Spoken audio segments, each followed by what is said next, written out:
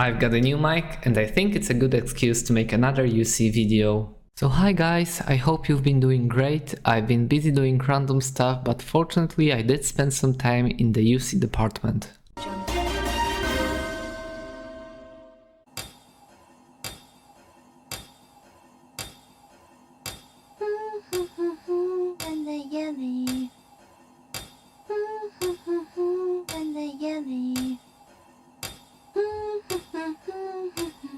In today's episode, I'ma cover another editor that I've dug up and brought back to life.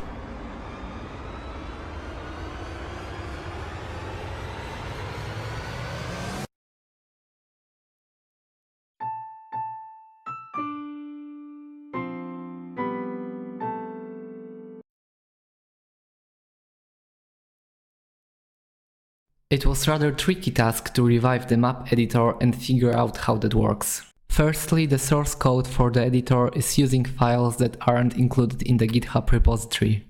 I did compile the project with lines commented out that operated on these unavailable files. But I was completely unaware what was I missing. Turns out these files were used to create 2D graphics for GUI buttons.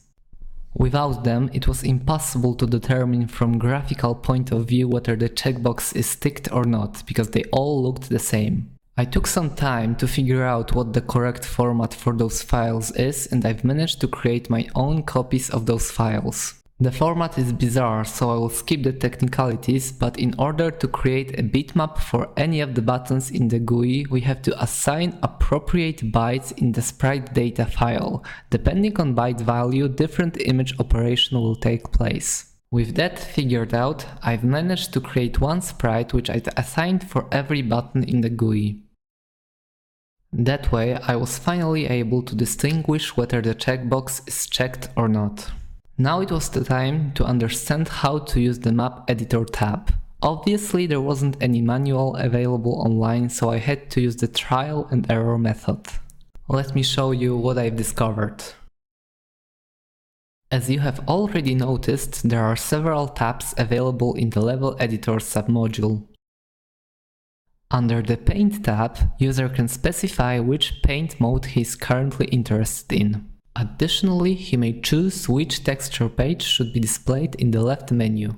In the Plan View mode, with texture selected, we can apply the textures on the grid simply by left-clicking.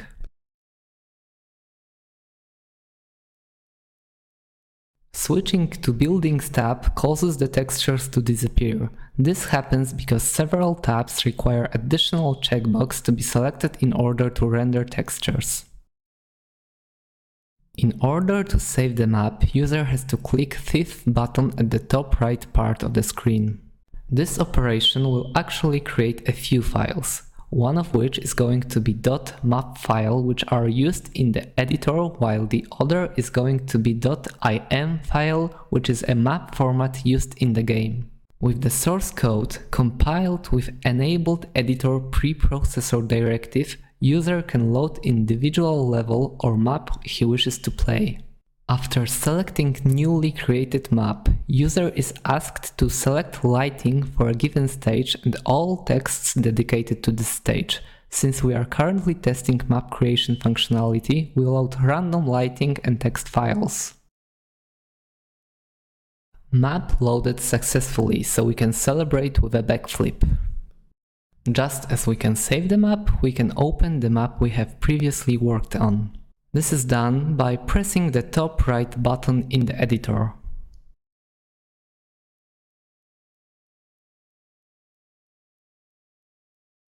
Under the Map Edit tab, we can shape the terrain by adjusting height of each cell. Numbers in black represent the height above the ground, while the numbers in red represent the height below the ground. We can copy and paste selected cells to populate cells with similar heights.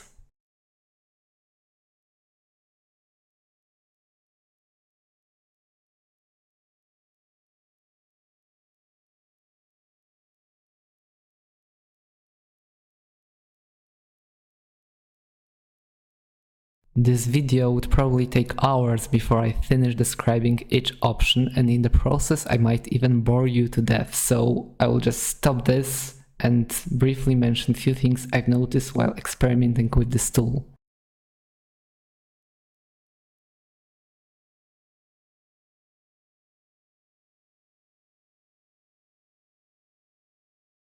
User can create buildings in the editor by placing walls. In order for buildings to be rendered properly, user has to place the walls clockwise. If he does it counterclockwise, the walls will be inside out.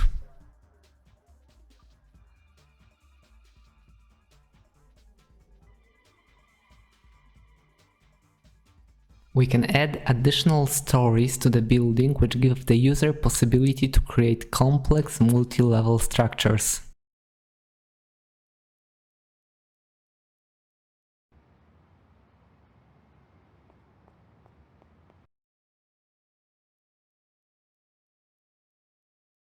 Walls need to be painted separately under the Paint tab with Style Paint mode selected.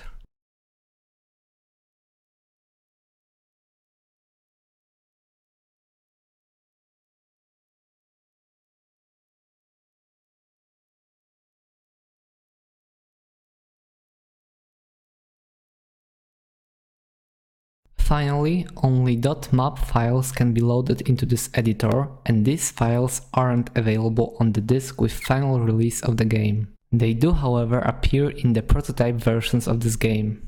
Sadly though, the format seems to not correspond entirely to the current format of the editor, or maybe some data is missing in those files because buildings aren't loaded properly from these files.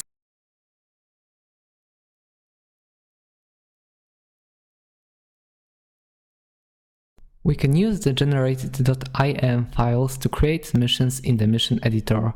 I've actually modified the source code so both editors can be accessed from the main menu.